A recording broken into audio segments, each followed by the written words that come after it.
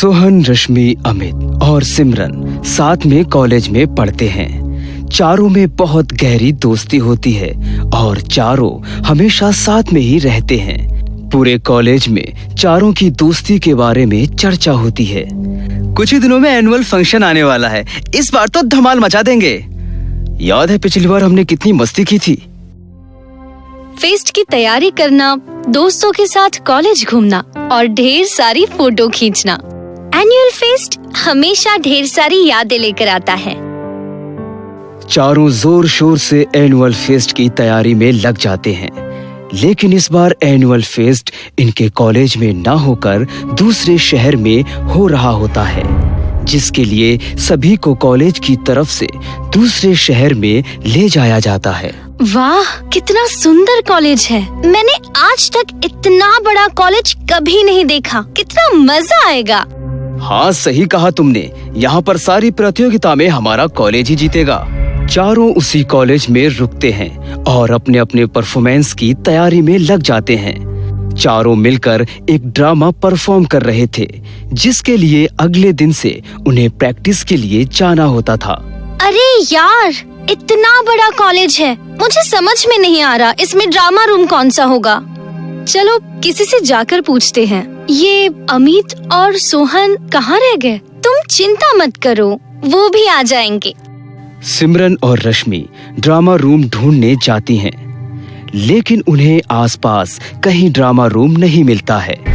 तभी जाकर वो एक कमरे के पास रुकती हैं। उस कमरे के ऊपर ड्रामा रूम लिखा होता है, लेकिन वहाँ ताला लगा होता है। ड्रामा रूम तो यही है, लेकिन यहाँ ताला क्यों लगा हुआ है? क्या पता। और इस कमरे की हालत देखकर लगता है मानो ये बहुत सालों से बंद पड़ा होगा। सिमरन और रश्मि खिड़की पे लगे शीशे से कमरे के अंदर झांकती हैं। वहाँ कई सारे मैनिक्विन्स पड़े थे और ड्रामा के लिए कॉस्ट्यूम भी थे, लेकिन उस रूम की हालत देखकर लग रहा था जैसे कई सालों से वो बंद पड़ा है। तभी कमरे के अंदर से अचानक एक मैनिक्विन आकर खिड़की पर गिरती है। रश्मि और सिमरन देखकर डर जाती हैं। ये कमरा तो बंद है, लेकिन ये मैनिक्विन अपने आप कैसे गिर गई? मैं तो पूरी तरह डर गई थी। तभी वहाँ पर एक आदमी आ जाता है और रश्मि सिमरन को डांटने लगता है। तुम लोग यहाँ क्या कर रही हो? तुम्हें पता नहीं कि ये ड्रामा रूम कई सालों से बंद है? यहाँ कोई भी ड्रामा प्रैक्टिस नहीं होता है। हमें नहीं पता था, हम इस कॉलेज में नए आए हैं। क्या आप हमें ड्रामा रूम का पता बता सकते हैं? फर्स्ट फ्लोर, चौथा कमरा। आज के बाद तुम दोनों यहाँ भटकना भी नहीं चाहिए। तुम्हें पता नहीं ये कमरा कितना खतरनाक है। यहाँ पर कभी भी कुछ भी हो सकता है। क्या मतलब है आपका? इस कमरे में अदृश्य राज छुपा है, जिसे कोई कभी नहीं देख सकता। इस कमरे की वजह से कई लोगों की जान गई है। अगर तुम दोनों को अपनी जान प्यारी है तो तुम दोनों यहाँ पर फिर कभी आने की हिम्मत मत करना। रश्मि और सिमरन वहाँ से डरकर भाग जाती हैं और ड्रामा रूम में आकर अमित और सोहन को सारी बात बताती हैं। दोनों इन बातों को मजाक समझकर उसका मजाक उड़ाने लगते हैं। तुम दोनों ना किसी की भी बात सुनकर डर जाती हो। वो कोई स्टूडेंट होगा जो तुम दोनों को डराने के लिए ये सब बोल रहा होगा। हाँ, शायद तुम्हारी बात सच हो। अमित और सोहन उस ड्रामा रूम में जाने का प्लान बनाते हैं। रश्मि और अंजलि मना करती हैं, लेकिन इसके बावजूद वो किसी की नहीं सुनते और बिना किसी को बताए रात में उस ड्रामा रूम में पहुंच जाते हैं, लेकिन वहां पर कोई ताला लगा हुआ नहीं होता है। दोनों अंदर जाकर देखते हैं, वहां पर कई सारे नाटक के कपड़े, जेवर मौजूद थे।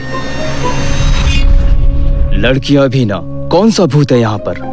लड़कियां खुद भी डर जाती हैं और हमें भी डरा देती हैं। अमित और सोहन ड्रामा रूम में घूमकर सभी कुछ देखने लगते हैं। तभी उन्हें लगता है कि उसके पीछे से कोई पार हुआ।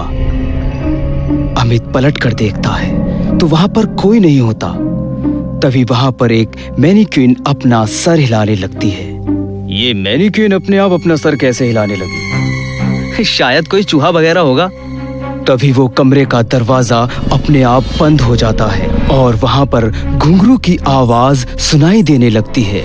अचानक लाइट भी कट जाती है और सारी मैनीक्वींस अपने आप हिलने लगती हैं। ये देखकर अमित और सोहन बहुत डर जाते हैं और वहां से भागने की कोशिश करने लगते हैं, लेकिन वहां से भागने का कोई रास्ता नहीं होता है। ये अपने आप क्या हो रहा है? मुझे तो डर लग रहा है। तभी वहां पर कोई अमित का पैर पकड़कर ले जाने लगता है।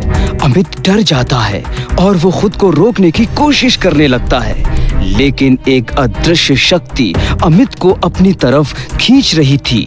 अचानक एक मैनीक्वीन चलते हुए वहां पर आ जाती है और अमित का पैर पकड़कर उल्टा लटका देती है। ये क्या हो रहा है? मैं अपने आप हवा में उल्टा कैसे लटक गया? अचानक अमित के हाथ पैर कोई मरोड़ कर तोड़ देता है। अमित दर्द से चीखते हुए जमीन पर गिर पड़ता है और वो तड़पने लगता है। ऐसा लगता है मानो जैसे कोई अदृश्य शक्ति उस पर अपना कब्जा कर लेती हो। तड़पते तड़पते अमित की मौत हो जाती है। अमित, अरे यार, अगर तुम्हारा ये कोई मजाक है तो मुझे बहुत डर लग रहा है अमित। तभी अमित के पीछे एक खूंखार राक्षस की तरह दिखने वाला मैनीक्वीन खड़ा हो जाता है।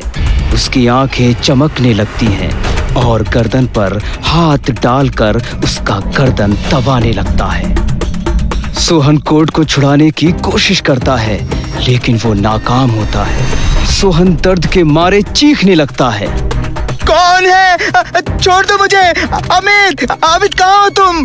वो मैनीक्वीन सोहन की गर्दन पकड़कर मरोड़ देता है। सोहन की आंखें बाहर आ जाती हैं, उसके मुंह से खून बाहर आने लगता है और उसकी मौत हो जाती है।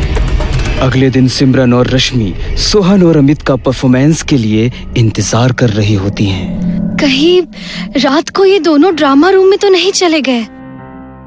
हमें वहां जाकर देखना पड़ेगा। रश्मि और सिमरन ड्रामा रूम के पास जाती हैं, लेकिन वहां पर ताला लगा होता है।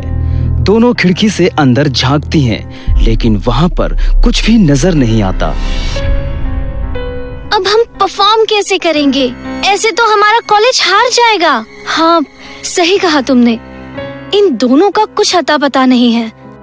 रश्मि और सिमरन अमित और सोहन को बहुत ढूंढने की कोशिश करती हैं, लेकिन वो दोनों नहीं मिलते। रात हो जाती है।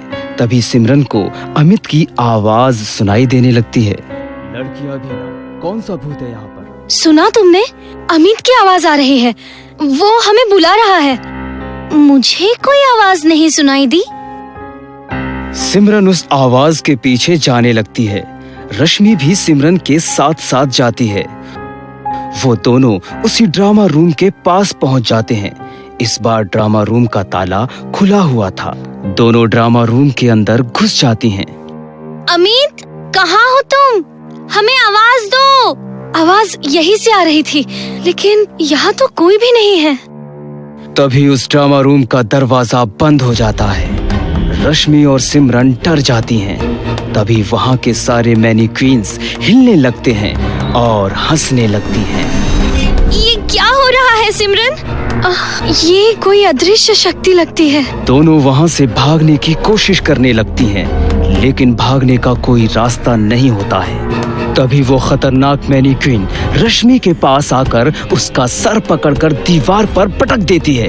दीवार पर सर लगते ही पूरी तरह से चकनाचूर हो जाता है और रश्मि की मौत हो जाती है।